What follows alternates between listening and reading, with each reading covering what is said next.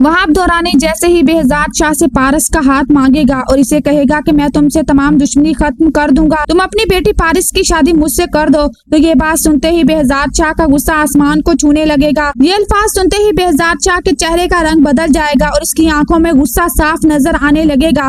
वो गुस्से से अपनी जगह से खड़ा हो जाएगा और वहाब दौरानी को घूरते हुए कहेगा, वहाब अपनी जुबान को लगाम दो, तुम्हारी हिम्मत कैसे हुई मेरी बेटी का नाम अपनी गंदी जुबान पर लाने की? तुम और मैं सिर्फ दुश्मन है, इसके अलावा हमारा कोई रिश्ता नहीं हो सकता। मेरी बेटी की शादी तो बहुत दूर की बात है, मैं तुम जैसा इंसान अपनी बेटी के करीब भी बर्दाश्त नहीं कर सकता। आज के बाद अगर तुमने पारस का नाम भी लिया तो याद रखना तुम्हारी ये गलती तुम्हें बहुत महंगी पड़ेगी। अपने दिलो दिमाग से ये ख्याल हमेशा के लिए निकाल दो कि बेहजाद शाह अपनी बेटी का हाथ कभी तुम्हारे हाथ में देगा। हम दुश्मन थे, दुश्मन हैं और दुश्मन ही रहेंगे। बेहजाद शाह की ये बात सुनकर वहाब दौरानी भी खामोश नहीं रहेगा। वो हल्की सी मुस्कुराहट के साथ बेहजाद शाह की आंखों में आंखें डाल कर कहेगा, मुझे लगा था तुम अकल से काम लोगे, इसलिए मैं खुद ही चलकर तुम्हारे पास आया था। मैं नहीं चाहता था कि इस दुश्मनी में मजीद खून बहे, लेकिन अगर तुमने यही रास्ता चुन लिया है तो ठीक है। अब अपने अंजाम के लिए भी तैयार रहना। आज के बाद मैं किसी पर रहम नहीं करूंगा। तुमने मेरी बात ठुकरा दी, अब मैं तुम्हें ऐसा नुकसान पहुंचाऊंगा कि तुम सारी जिंदगी याद रखोगे। ये धमकी सुनकर बेहजाद शाह बज़ाहिर मजबूत नजर आएगा, लेकिन अंदर ही अंदर वो परेशान हो जाएगा। इसे फौरन एहसास हो जाएगा कि वहाब दौरानी अब किसी भी हद तक जा सकता है और सबसे बड़ा खतरा पारस पर मंडला रहा है। इसी लम्हे एक बड़ा फैसला करेगा कि अब